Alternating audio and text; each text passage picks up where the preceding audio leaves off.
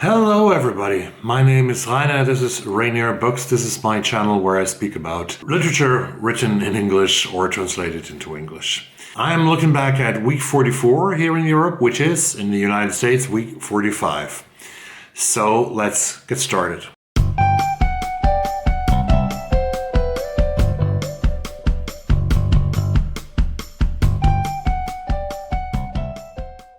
It's a fall week where there is no school in week 44 in Sweden. The teachers are supposed to go on teachers' training stuff, but nowadays many teachers, many schools and many municipalities don't have so much money for teacher training, so that they just send their teachers home. And a lot of teachers I know have been traveling, a lot of Swedes have been traveling in week number 44 and coming back now. They have been to Spain, to Italy, to Southern Europe, and tried to get some fresh air, got some fresh memories from these holidays to go into the Swedish winter. Just outside here of my beautiful apartment, it's 0.2 degrees centigrade plus 0 degrees, so a little bit.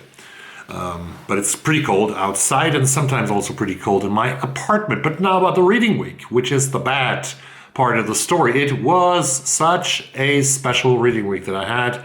I had a reading slump for several reasons. I was reading in two books at the same time. I was reading in Ivan Osnos' Wildland, The Making of American Fury, which I think is a very important book about what has happened in the United States in the last 10 to 12 years and how it came to this divided situation that we have today.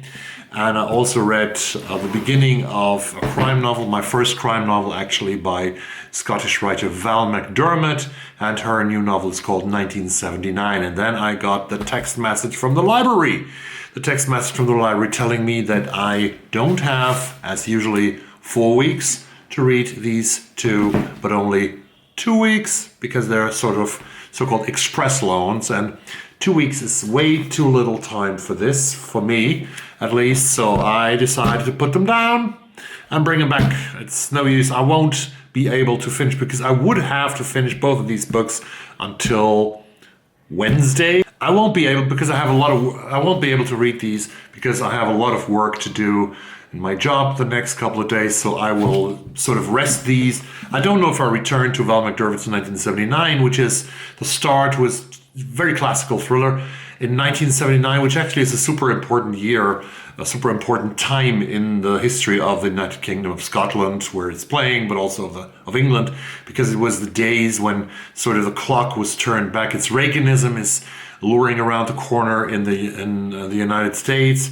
but in England it's Thatcherism. So a lot of things socially are going to happen in these countries.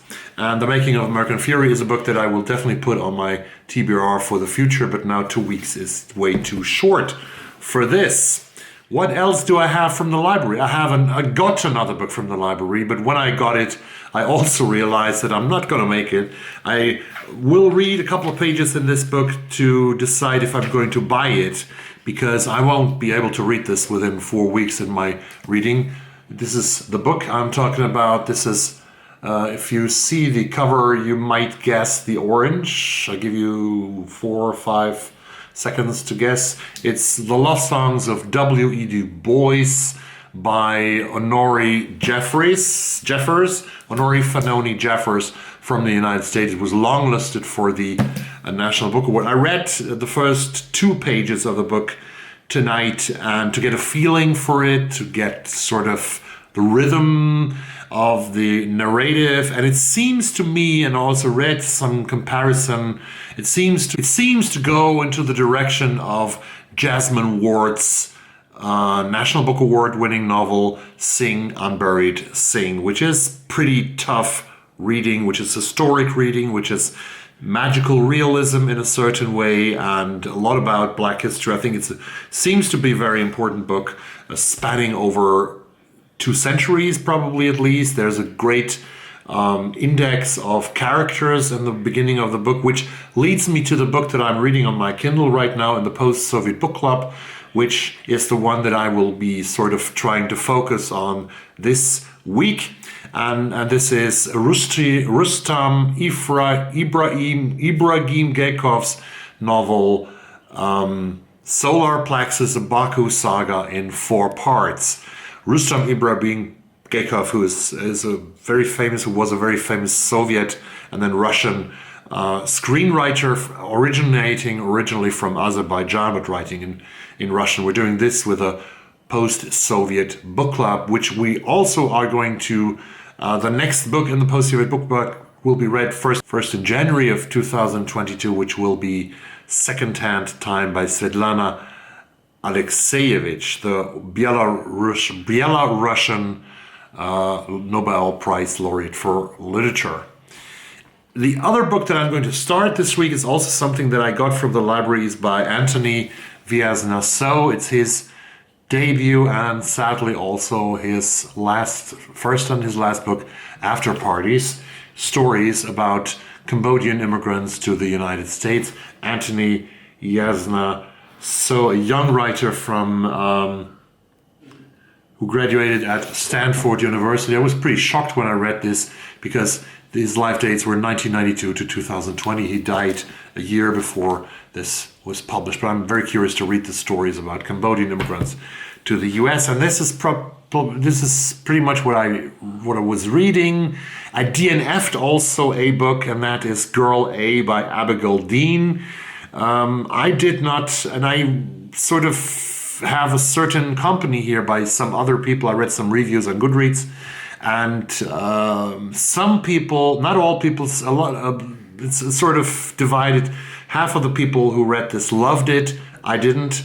Obviously, I DNF'd it after reading 92 pages because I did not get connected to the story. I did not get connected to the characters. I was confused by the way Abigail Dean is telling the story. This was just not right for me. Maybe it is right for you. It's about the story of a young woman recovering as an adult from a very painful childhood where she and her siblings were locked inside and tortured by 2 people called mother and father, which I didn't figure out if they were real father or real mother of the children, but definitely they were held as prisoners, those children. Horrible story, which reality has given us a couple of times in recent years from different parts of the world, from Austria to the United States and other countries. So that was it. I DNF'd that one. Then we got, of course, the Booker Prize winner last week. Damon Galgut won with The Promise. I haven't read it yet. It's on my TBR for the rest of the year. And after all what I've heard from you here on BookTube, but also from reactions onto my reaction video in the commentaries that I got down below, thanks very much for that. It seems to be a very deserved winner, and BookTube and the world seems to be satisfied with Damon Galgut's The Promise winning the Booker Prize. Tonight, as we speak, it's already like 10 o'clock here in Sweden, but tonight at 9 p.m. Eastern Time, which will be my time, 3 o'clock in the morning, I think now, the Scotiabank Giller Prize will be handed over in Toronto in Canada. And I won't make a prediction because I think I haven't read any of the books and I know too little about them. I haven't really gotten impressions and reactions from people here on BookTube about those books. To make a little hunch, to make a little guess, because I like that, making guesses. I would guess that Miriam Toews wins the Scotiabank Giller Prize with her new novel, Fight Club. With her new novel, Fight Night. That's the title. Already tomorrow there will be a new video on my channel, which is a single review of the Japanese novel Heaven by Mieko Kawakami, which I read 2 weeks ago. The single review will be out tomorrow. I hope that this week is going to be a better reading week for me, a better reading week for you, a better reading week for all of us, and that we enjoy November, which is one of the grayest months of the year. It's super dark here in Sweden, very early and really not so nice. So reading gives us a little comfort. Reading gives us the possibility to escape. My escapism will be Afterparties, and it will be Solar Plexus, the Baku Saga in 4 parts for this week. That's what I had to tell you for today. Thanks very much for watching this.